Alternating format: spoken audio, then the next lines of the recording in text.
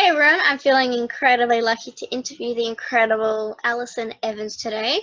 Alison is the author of super popular, amazing and famous books Highway Bodies, Ida and Euphoria Kids.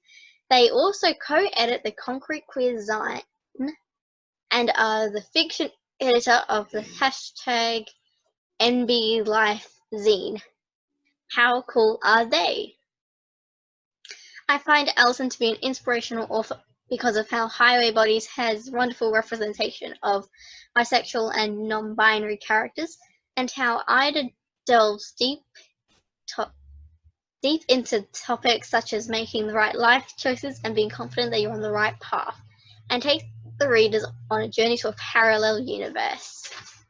And their latest book, Euphoria Kids, is all about gender euphoria and dysphoria, and I found that it's really helped me personally come to terms with my gender identity, so this is a very special interview for me.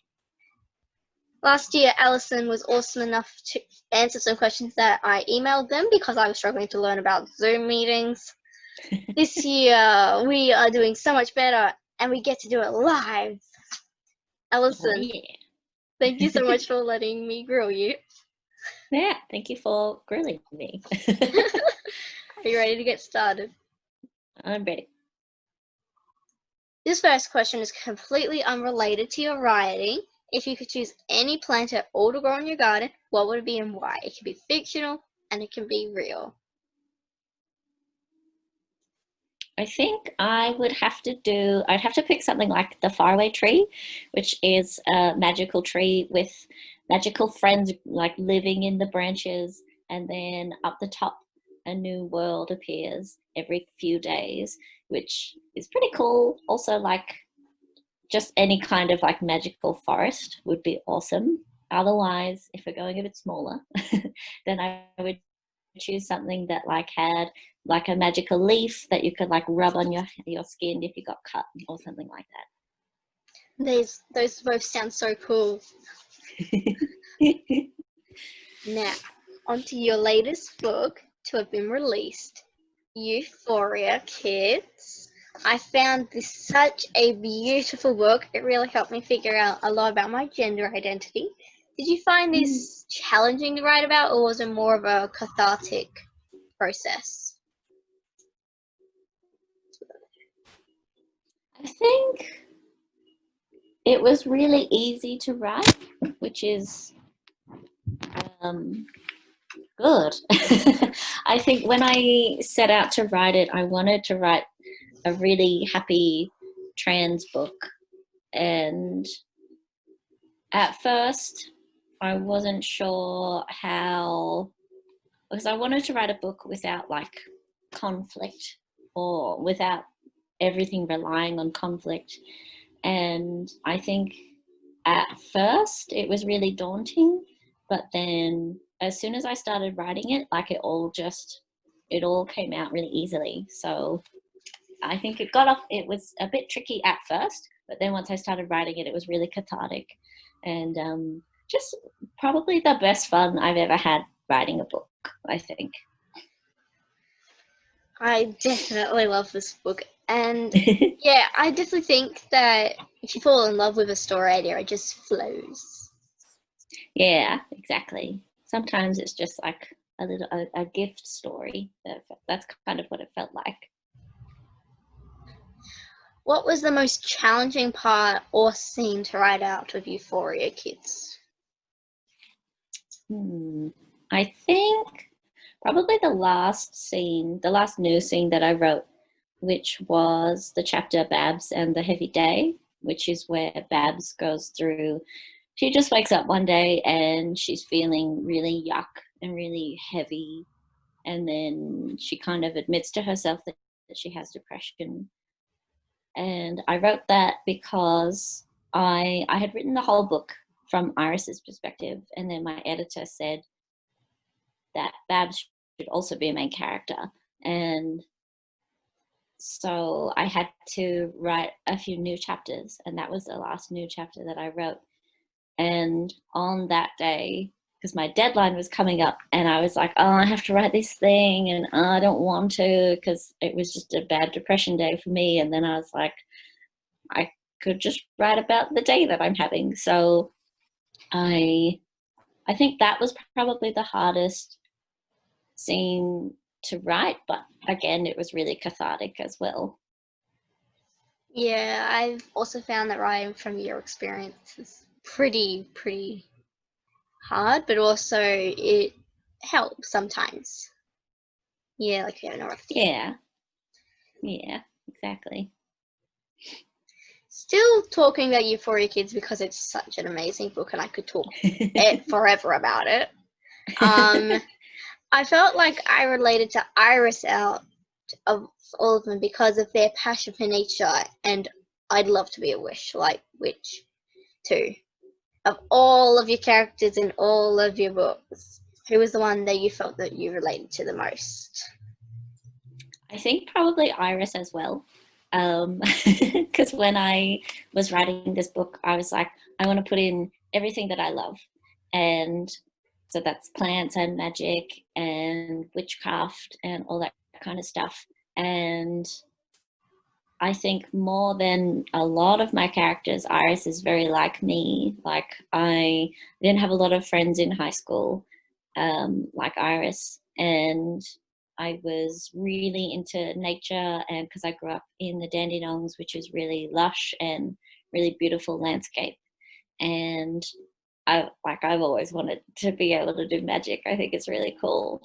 And so yeah, Iris is basically me. I've always wanted to be a witch, just magic Yeah. and cauldrons and potions and all of that stuff. Yes, exactly. So cool. Sings to the writer inside of me. Yeah.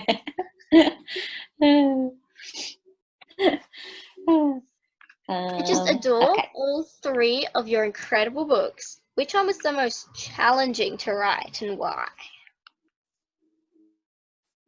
I think it was probably Highway Bodies because Ida and Euphoria Kids, they're both about 45 to 50,000 words, but Highway Bodies is 80, 87, 88,000 words, so it's much longer than the other ones. And I think having the three perspective characters, so there are three main characters and they each have a point of view,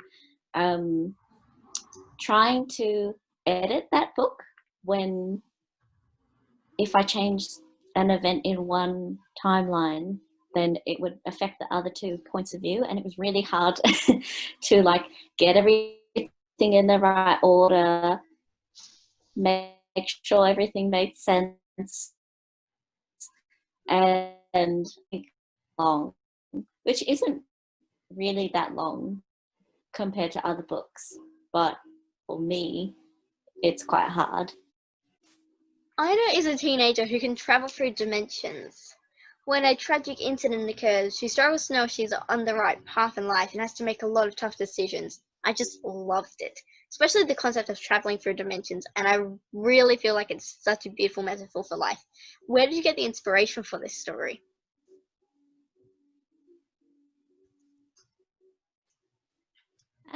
I was watching a lot of Doctor Who, and I was like, that's cool. Especially the episode in I think it's season 4, when Donna has the beetle on her back, and she has to pick whether she goes left or right on a particular day. And so that was kind of going along in my head. And then one day I was finishing work and I was about to get in my car, and then I remembered I left something at work, so I got out, went back, got in the car again, and then when I was driving I saw there was an accident, and then I was like, oh my god, what if I had been in the accident? And so I think that's where the original idea came from. Then it kind of all came out of that. Well, I want to say I love Doctor Who too. I love the choice of TV show, and I also love how you like can get inspiration out of anywhere. That's probably one of my favorite things about writing. How itches can come from anywhere. But when you ask, "What if?" and then it just it's exciting. I love it. The cult in Highway Bodies I found very terrifying because they were a cult. but also kind of awesome because, well, they're also a cult. Where did you get the idea for it? Was it inspired by something, or did it just pop to your head? I think it was because it's from the point of view of Jojo, who is non-binary, and they, I guess, when you look at our world, how it is now, in Australia, at least, the gender binary is very rigid, and you're kind of expected to be straight and grow up and have babies and all that kind of stuff. And so I just kind of took that and exaggerated it a little bit. So it's not too far from, I guess, like growing up queer. That was the inspiration for that one. Yeah, because the cult was very much so like, oh, the men do this, the women do that, and you're partnered up and you have to do this. It was very, very rigid, like, duh, duh, duh, duh, duh. So, yeah, I can definitely tell. I was just like, oh, wow, I totally can't see the resemblance. Yeah, it's very subtle. Yeah. Also work on an online magazine for the queer community. Can you tell us a little bit about your work there? Yeah, so my friend started hashtag #NBLife, which started out as a zine, just printed, and then they kind of put it on pause for a little bit for a couple of years, and then one day they were just like, I'm going to put it online and kind of open it up to the whole world. So that was my friend Ray White, who lives in Brisbane actually, and then we were just talking about how hard it is to do stuff on your own. And so then it was funny because they didn't want to ask me to be the fiction editor because it's like a volunteer position, and I didn't want to say I could be the fiction editor because I didn't want to like pressure them into saying yes or anything. And then it eventually came out that so it eventually came out that we both wanted to work together, and that's how that happened. And that's been really nice. I usually edit just the fiction, but sometimes I edit the reviews as well, and that's a cool way to like figure out what's working in a story and what isn't, and then by looking at other people's work you can kind of apply that knowledge to your own work. So I found it really helpful. It's really fun. That's such a coincidence that Yeah. I definitely have to read it now. Definitely need to read it. Yeah, it's very fun. I really like it. Since coming out as gender fluid, I've experienced people saying or assuming the weirdest things to me or about me. What have been some of the most awkward or just annoying assumptions or comments about your identity? Oh, where to begin? I think something that is quite, I guess the thing that's like the most baffling is when people read my books and they talk about how it's really important that non-binary characters are in fiction and supported and all that stuff, and then they will misgender me, and it's like, or like just not make the connection that like trans people exist outside of fiction. And it's just very, it's so silly because it's like they're saying all this stuff that's like, oh, it's so important, but it's like, but I'm no binary too. Like it happens a lot, which is like, how do you not make that connection? Oh, this know. person, they are writing about non-binary people, but you still misgender them. It's like, how do you not make the connection? Well, that just goes you and me. Yeah. Now we're on to the speed questions. Ah, cool. The intense round. Uh, What are you writing at the moment? Okay, I'm writing 3 things. I'm writing a YA duology, so it's going to be 2 books. I'm writing a little kids book for like 7 to 9-year-olds, which is about a magical forest. And I'm also writing a middle grade novel with my friend Nevozizin, and it's like about superpowered teens. It's really fun. Yes. Yes, yes, yes, yes to all of those. Especially Yeah, it's duology. great. Yeah. Finally something with a sequel. I know, it's about time. You tried a new flavor of ice cream lately that you love? No, which I'm really sad about. I guess the latest ice cream that we bought was like a double chocolate. So it's chocolate ice cream with choc chips in it, which I haven't had in a long time. So Sounds I guess good. it's really good. I really like it. I definitely recommend banana caramel. It's really, really nice. If you like, Oh, yeah. it sort of tastes a bit like banana. It doesn't have the texture of banana, but it has that nice Mm-hmm. sugary taste. Similar Yeah, to banana lollies mixed with caramel. It's nice. really nice. I will definitely gonna look out for that one. Which book character do you or have you had a crush on?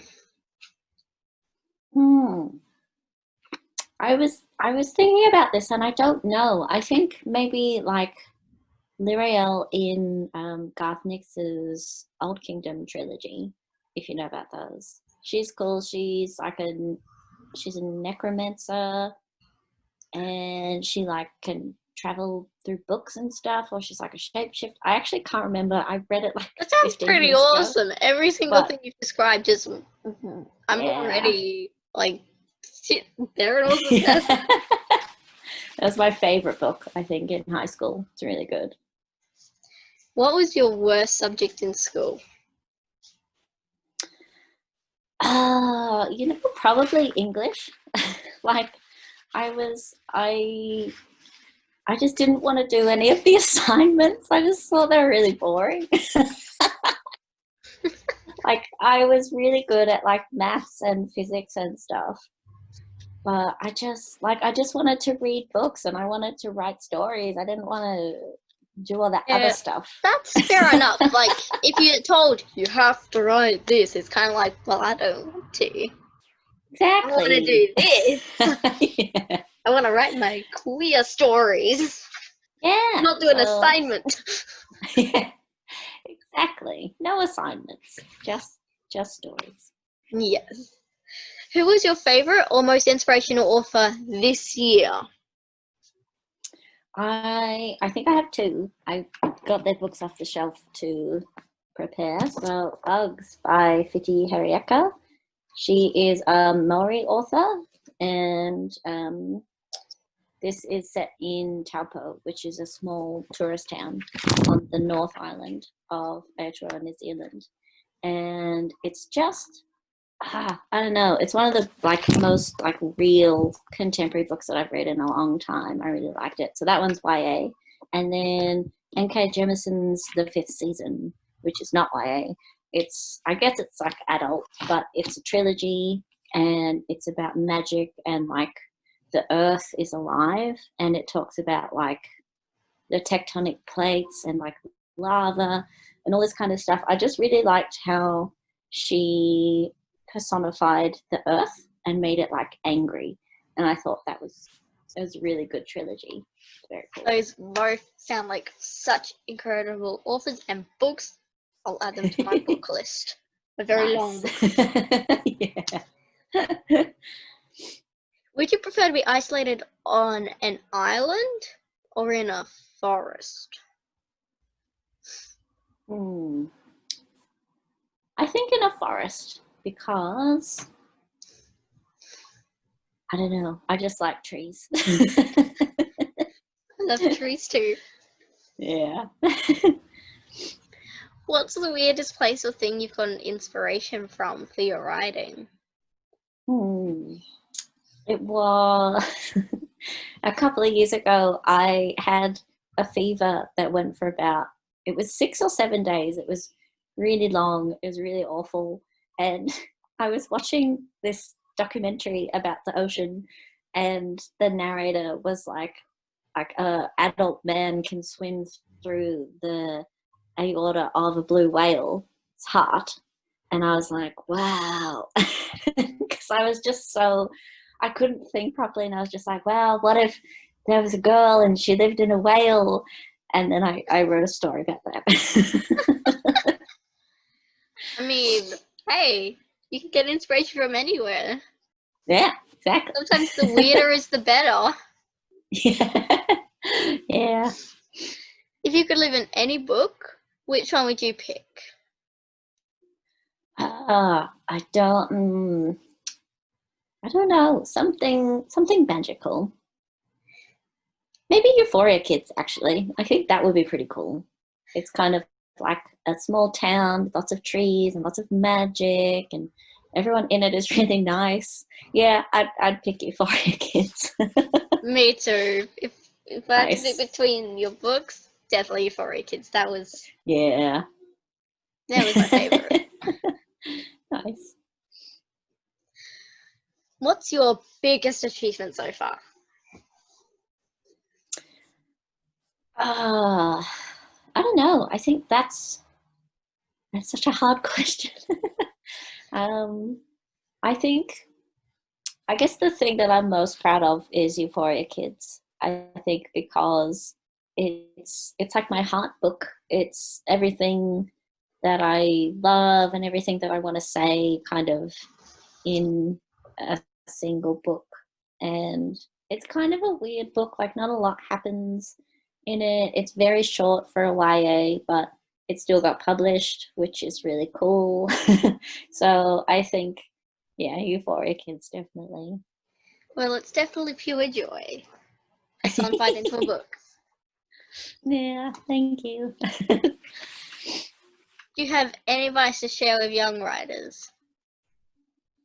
I think the most important thing is to never give up, always keep going.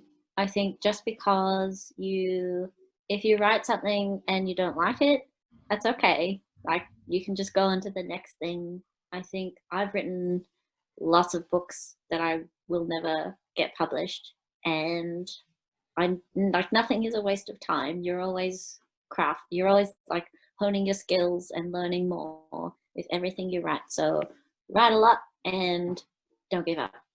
They're my 2 tips.